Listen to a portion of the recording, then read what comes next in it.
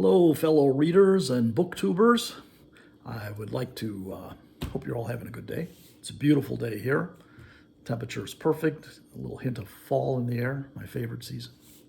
Which brings to mind the great Roman poet Virgil, who the anniversary of his death is coming up, by the way. And this book in particular, The Death of Virgil by Herman Brock, or Broch. He was a German writer. Some of you may have read this. It's not a recent book. It was published first in 1945 in German, and then almost immediately it was translated into English. This is probably one of the finest works of historical fiction that I've ever read, if not one of the finest novels I've ever read. It's often considered one of the best novels of the 20th century, although I've noticed you'll often see a list of the 100 best books of the 20th century, and this book usually is like 105, so it doesn't quite make the list, and I think that's a shame. It deserves to be near the very top of that list. It is that good.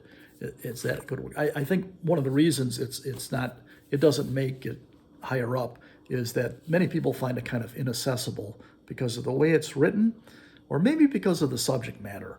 Virgil he's probably known to most of you, but I think to the general reading public, he's probably not that well known. Some people may not have even heard of him. So I want to talk about this novel, this work of historical fiction, which is so beautifully written.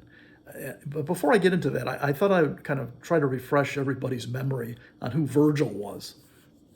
Or maybe you don't need the refresher, or maybe you do, but it's always kind of fun to talk about these guys. Virgil, probably the greatest of the Roman poets. I would say he is the greatest of the Roman poets, and he was recognized as such at the time. He was very famous during his lifetime, and after his death even more so. And the Romans, who always felt a kind of cultural inferiority to the Greeks, embraced Virgil as their Homer. And he was seen that way, and he's still kind of seen that way by historians and literary scholars today. And even though Homer lived about 700 years before Virgil, what they have in common is Homer is seen as the great epic poet who defined what Greekness was, what it meant to be a Greek. Virgil defines what Romanness is, what it means to be a Roman. And so, and he does the job as well as Homer did his job. It's just remarkable. Among Virgil's poems that have survived, there are these two cycle of poems, the Eogs and the Georgics. The Eogs are kind of pastoral poems, describe an idealized version of life in the countryside, the life of a shepherd, this kind of thing. The Georgics is kind of, it presents itself as a handbook on how to have a farm, how to raise animals and everything else, but it's really more of a metaphor for things that were going on in the Roman Empire at the time Virgil wrote it. I read recently that someone said if you wanted to start up a farm and you planted your crops and you gathered your livestock and then you followed Virgil's Georgics as a way to run your farm, within a couple of months the farm would be overgrown with weeds and the animals would have all run away. So it's not really a handbook on farming. It's about something else, something much more significant. We'll get into that in a second. So you've got the Georgics and the Eogs, but this was the work that he's best known for, the Aeneid. All right, easily the greatest Latin poem ever written. This is where he gains his reputation as the Roman Homer. This is an absolutely brilliant work. This is the Robert Fagel's translation, which I think is the best, but there are many, many other translations out there, and there seem to be new translations coming along every couple of years. This one is my favorite.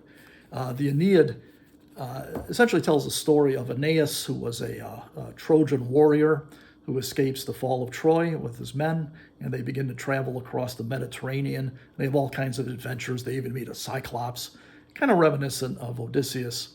The most famous episode is when Aeneas lands in the kingdom of Carthage, and he becomes the lover of Dido, the queen of Carthage. But Aeneas is being called on by the gods to a greater destiny, and he has to abandon Dido, and she becomes enraged and heartbroken, and she kills herself. It's just a very sad moment in this mighty epic. Eventually, Aeneas starts moving up the west coast of Italy, kind of turns in at the Tiber River, where he kind of conquers a kingdom that was there. Not Rome, though. Aeneas is not the founder of Rome. He is the ancestor of Romulus and Remus, who are the mythical founders of the city. Okay, the Aeneid, though, it breaks off rather suddenly because Virgil died before he had a chance to complete it. As he was writing it, occasionally he would give public recitations of the chapters that he had completed, or they're called books at the time, the books that he had finished. And quite often he would give these recitations, and the audience would be the Emperor Augustus and his family, who became just enamored of this poem and of Virgil. And in fact, regarding that, Virgil was born in 70 BC, or BCE if you prefer, 70 years before the Common Era, or 70 years before the birth of Christ. And he dies in 19 BC, which means that he lived through one of the most politically turbulent periods in Roman history. The Roman Republic was imploding, and out of the ruins and chaos of that time would come the Principate. And Principate essentially means the first citizen, or we would say the emperor. Now, I don't want to confuse anybody here. When I say the Republic was collapsing, not the empire, the Republic, the kind of government the Romans had, essentially a representative government that had elements of democracy in it. And it had been around for centuries, and it was during the time of the Republic that Rome becomes an empire. All these wonderful things happen. But by the first century before the Common Era, certain families had become so very greedy for power and wealth and resources, they began to war against each other. Rome was plunged into a prolonged period of civil wars. And out of this would come one family in particular that would seize the reins of power and be able to hang on to them for about 70 years. And that was the family of Julius Caesar. And Caesar's stepson, Octavian, would go on to become the August, or Augustus, the first emperor of Rome. And Virgil is around for all of this. He sees this stuff. Now, what we know about Virgil's life, it's kind of sketchy. He was very renowned in his own time. There are some ancient sources that give us some information, little biographical sketches about him. I think the most complete one was written by Suetonius. But even there, it was written after Virgil had died, and by that time he had achieved, the status of almost a mythic character. But he was a real person. But we're able to glean this information that, he came from a rural area. He was unusually tall, a little stooped over. We do get this kind of rare physical description of him. He seemed kind of shy and retiring, but his poetic genius was not to be denied, and that could not be hidden. And he came to the attention of Octavian as Octavian was becoming Augustus. And so Augustus kind of welcomed Virgil into his court, along with some other famous poets at that time. And in fact, this was referred to as the Golden Age of Latin, which would include the historian Livy, the other poet Horace, and of course Cicero, the great king of the Golden Age of Latin, the shining star, but almost as bright as Cicero is Virgil. So he comes into the court of Augustus, and he's just admired. He's admired greatly. At some point, Virgil left Rome before he had finished the Aeneid. He had started writing it, and he was giving public readings of it, but only certain sections of it. And he left Rome, and he went to Greece, to Athens. And we're not sure why he did this. The explanation that's kind of hinted at is that he had some more research to do before he could finish his great epic. Other historians have conjectured that the reason he left Rome is because Augustus kept bothering him. Augustus kept saying, when are you going to finish this poem? This poem will be our great national epic. It's going to change everything. It'll make Rome the greatest empire ever. And Virgil kept saying, I'm still working on it. And Augustus's pressure just built up so much. And it would seem that Virgil had a very sensitive nature. He's a poet. And so he just kind of fled to Greece to get away. When he gets to Greece, who does he meet? He meets Augustus. Augustus is in Athens. And Augustus told Virgil, get back to Italy, head back to Rome, and finish that poem. And let's just say Augustus was able to convince Virgil to head back with him. And so Virgil ends up on this kind of imperial flotilla of ships crossing the Adriatic. They put in at the port of Brundisium, the modern-day city of Brindisi. It's in southern Italy, right near the heel of Italy. In the days of the Roman Empire, in the days of Virgil and Augustus and all the rest of them, this was the port that you left from if you were heading east into Greece or even further. If you're coming from Greece or the east and heading into Italy, you put it at the port of Brundisium. So it's this kind of hub area. By the time, and it's a short voyage from Greece to Brundisium, by the time they put into port in Brundisium, Virgil had become very ill. We don't know the nature of the illness, but we do know that it included a raging fever that would kind of come and go, then eventually come and never go, and it would kill you. And so they land in Brundisium, and not long after that, Virgil indeed dies. He dies of this horrible fever. It was this 21st of September, 19 BC. So that date's coming up if you want to light a candle or something in memory of Virgil. He was about 50 years old when he died. Now, he had not yet finished the Aeneid.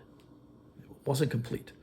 And he had been carrying around the scrolls in kind of like a box. Think of it as an ancient valise or a briefcase or something like that. And he knew, and when he realized that he was dying, that he wasn't going to recover, he called his closest friends to him, and he said, when I die, burn this. I don't want this thing released unfinished. Just burn it. Now, why did he request this? The general consensus is that Virgil, being a true artist, did not want one of his great works, his greatest work, to be seen publicly by anybody because he just hadn't finished it yet. You know, an artist does not want to reveal his work until it's completed. Virgil realized he would never finish it, so he ordered it to be burned. Augustus heard about this and intervened and saved the Aeneid and rushed it back to Rome. And so, you know, thankfully for Augustus, this great epic poem, this wonderful work of art is still with us. However, it is incomplete. You can even see this in English translations of the Aeneid, that the later chapters are not as fleshed out as the earlier chapters, and it ends very abruptly. But nonetheless, it holds its own. It's just I can't praise this great epic poem enough. Strongly encourage everyone to read it. And by the way, Virgil, he never made it back to Rome. He died in Brundisium. His tomb, or is believed to be his tomb, is in Naples. You can still see it today. It's not in very good repair, which is unfortunate.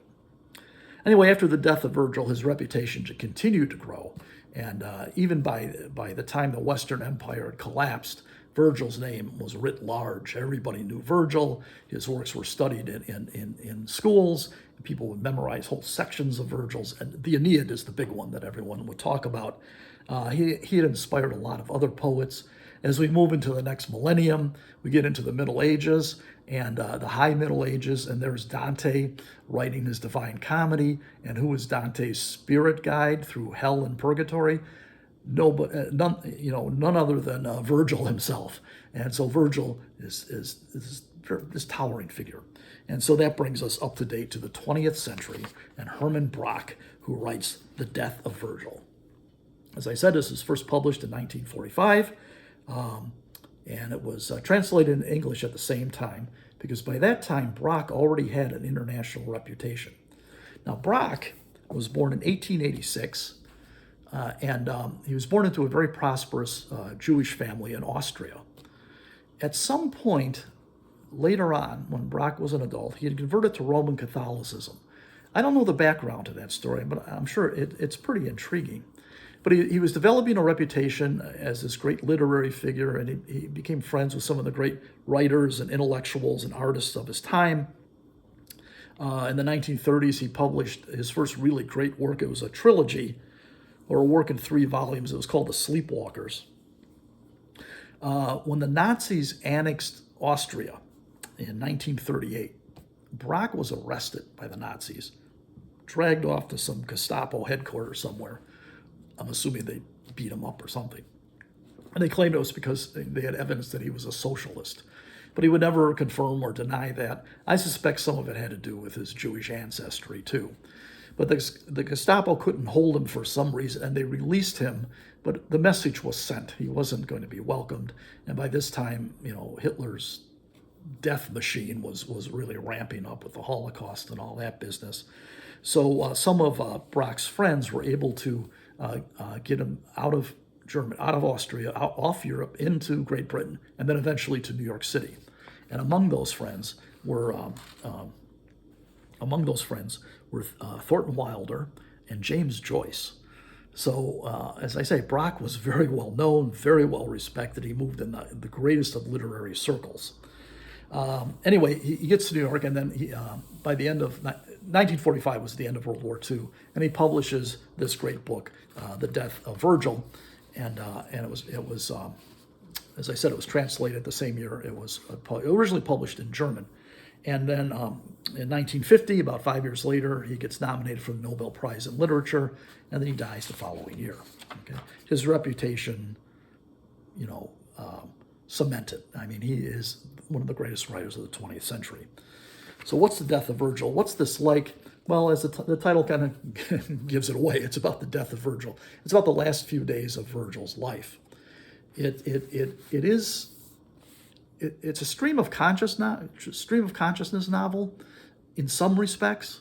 It kind of moves in and out between prose and poetry, which sounds kind of confusing. I know usually stream of conscious type stuff, those kind of novels, I'm always a little suspicious of, because it seems like the author is just being lazy and writing whatever is on his mind. But some authors make it work. James Joyce made it work, and Brock makes it work in this. It works much better than any other stream of conscious work that I've ever read, because you can follow what's going on. And it's not Brock's stream of conscious. He's fully imagining the consciousness of Virgil during the last couple days of Virgil's life. Somehow, Brock got into the head of this magnificent poet who's been dead for 2,000 years and saw things through his eyes. And it's absolutely remarkable. Absolutely remarkable. And as the novel progresses, you realize Virgil's fever is getting worse, because it goes from the beginning of the novel, it's pretty straightforward what's going on. And then as the fever gets worse, the novel slides into like the images from a fever dream, hallucinations. Sometimes it's real, sometimes it isn't. But the hallucinations are the kind of hallucinations a Roman from the first century before the Common Era might have had. And this just speaks volumes to Brock's incredible imagination and understanding of the times when Virgil lived.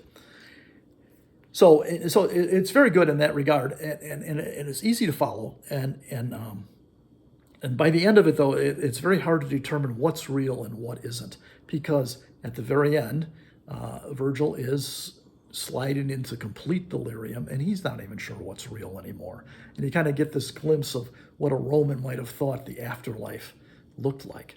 And it's mind-blowing, and it's wonderful stuff. My understanding is the original German version of this was written as a long poem, but the English version was kind of readjusted a little bit, so long sections of it are written in prose and not in poetry. Three big things I took away from this novel that I'd like to share with all of you. First of all, the first part of this recounts Virgil arriving in Brundisium. And Augustus has preceded him, and it's nighttime, and the city had a massive celebration. They all came out to see the emperor.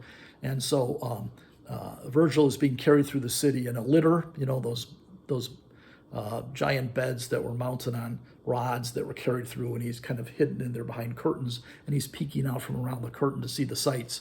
And they're going through some streets that are still crowded with people who are drunk and singing and yelling and screaming and breaking things. And then they go into other parts of the city where it's very dark and silent and a little creepy, until they finally get to Virgil's, the villa that's been prepared for him. And this is the first part of the book, and it's written very clearly. You can easily follow what's happening, and it is so descriptive. Brock's powers of imagination are at their peak here, that you almost feel as if you've witnessed this, as if you've traveled the streets of ancient Brundisium with Virgil after a great celebration.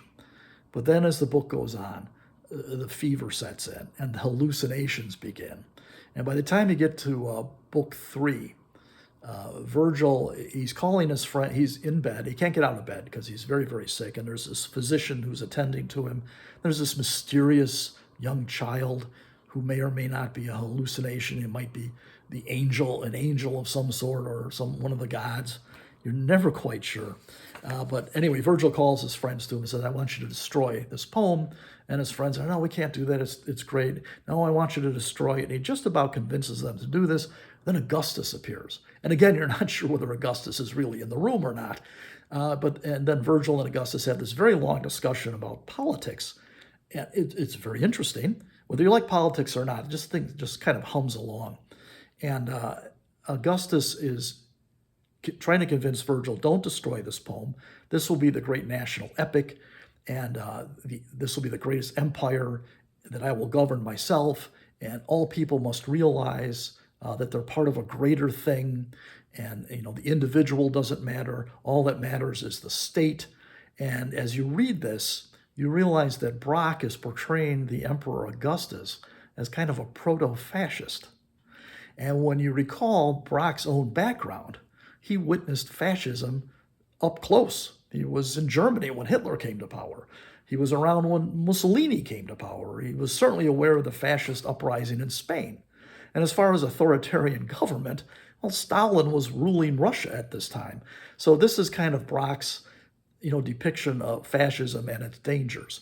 And of course, Virgil in the story is a hallucination. He doesn't know what he's hearing. He doesn't quite understand it, but he does make a defense of the importance of the individual, and that's very well done. So that was the other thing I remembered. It's about midway through the book, and it's just a very interesting discussion about politics, but it's folded into this creative novelization, stream of consciousness kind of thing.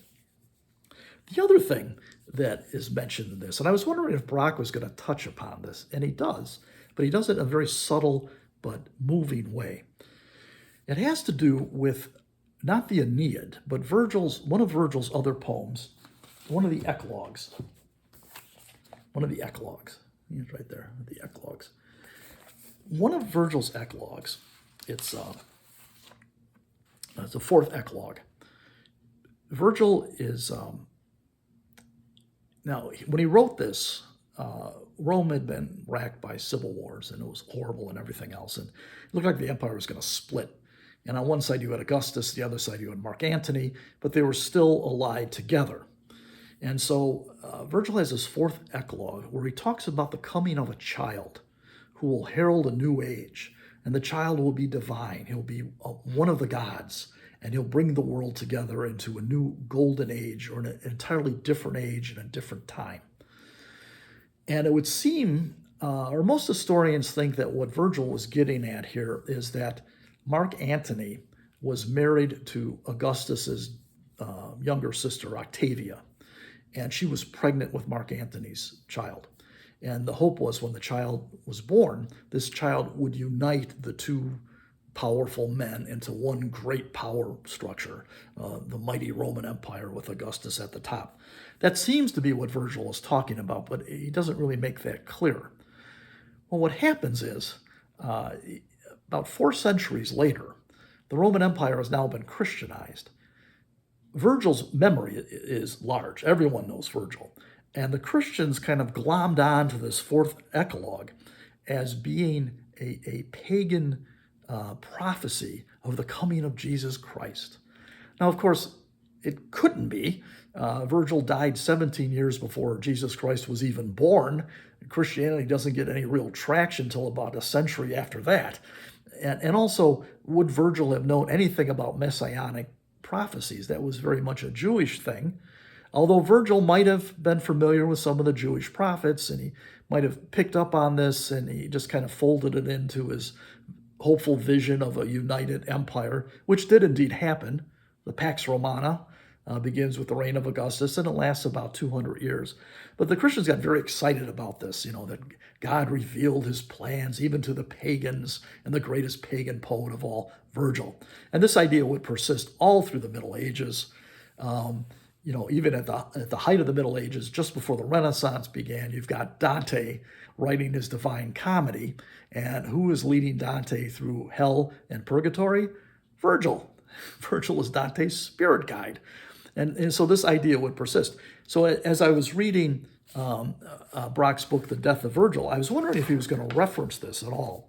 And he does. Virgil is hallucinating. It's kind of mentioned in book 3 or part 3, right a little bit into part 4. And Virgil is seeing a human figure in the distance coming forward, shining like gold, bringing in a new age, ending the age of civil war and violence and paganism and the praise of power, and bringing in an age of peace and glory. And the way Brock writes this, he makes it about as ambiguous as Virgil's Fourth Eclogue, but at the same time, you could very easily read into this that Virgil was having a vision of Christ. Virgil most certainly would have sensed that the times were changing. As I said, he was living at the time when the Republic was falling apart and the Principate was being born. Visions of Christianity, a messianic prophecy from Jewish writing, seems to stretch things a little bit, but I just thought it was very intriguing that Brock, he didn't let that slip away. And he was wondering, gee, was Virgil thinking about these things as he was dying? And most likely he was. But still, this book right here, strongly recommend it. It's wonderful. Okay, I think this is the only translation available. This is published by, where is it? Oh, it's a vintage classic. Okay, this is the one you'll find. It's very, very good. Don't be scared away when I say it's stream of consciousness. It's absolutely approachable. I think it was. Although I would recommend before you go for that, maybe brush up a little bit on Virgil. It's not hard to do. There's not a lot of facts and figures you have to know. Get a sense of what was going on in Rome at the time. It'll help you to appreciate this imaginative work. There was a very recent biography of Virgil by Sarah Rudden, The Poet's Life, Virgil. This is very good. A little iconoclastic, maybe. It's not very long, okay? And in fact, Sarah Rudden had also recently translated the Aeneid too. I haven't read her translation yet. But this would be a good way to start before you get the Death of Virgil. Or maybe you won't need the background. But I think it would be very helpful if you're not really certain about who Virgil was and what his background was, and if my little posting here hasn't helped you enough. Anyway, that's it for today. Death of Virgil. Put it on the top of your list. I'll talk to you all later.